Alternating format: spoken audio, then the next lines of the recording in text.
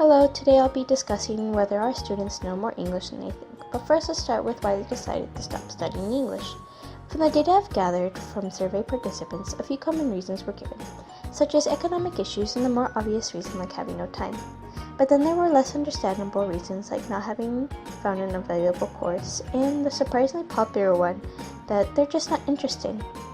There are many more reasons people use to avoid learning a new language, such as being too old, or not ready for a new language, or even having a bad memory. Well, they're just excuses, and all they do is keep us from advancing. No more excuses and time to put our foot down.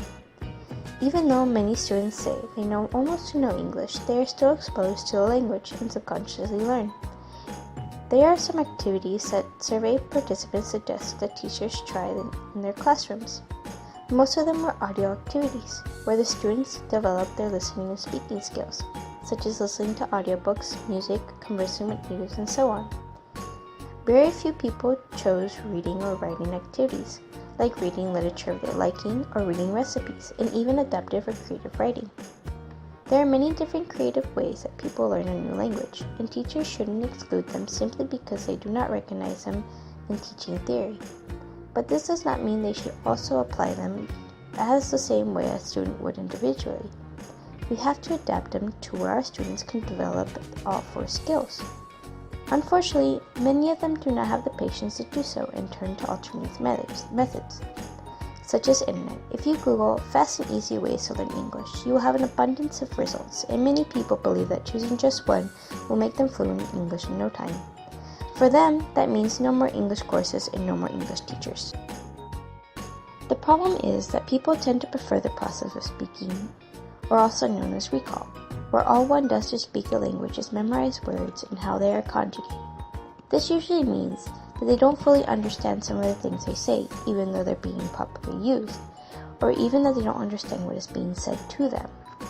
Whereas in recognition, it is considered the comprehension of a language, which involves plenty of reading, where you immediately recognize a word, and which then leads to knowing the definition and the context of which is being used, and obviously how to properly use it.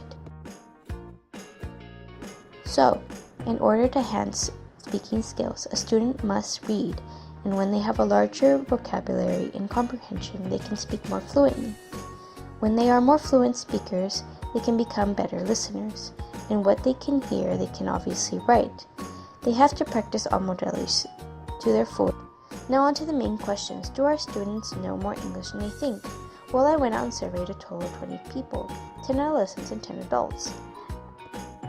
Apart from the L1 questions, I asked them 5 basic English questions that are so commonly taught and heard and spoken globally. As a total, teenagers believed to have only 21% of knowledge. Now, compared to the results of what they actually knew, it came back with a 58% difference. So, teens have at least a beginner's level and edging close to intermediate, of which is appropriate of their age and level of education. As for adults, their results were just as significant, with a total of 26% of what they believed to have. After doing the survey, the total raised to 74%. Again, at a beginner's level, not so expected from an adult at a university level. But this shows how some methods for English teaching are no longer working.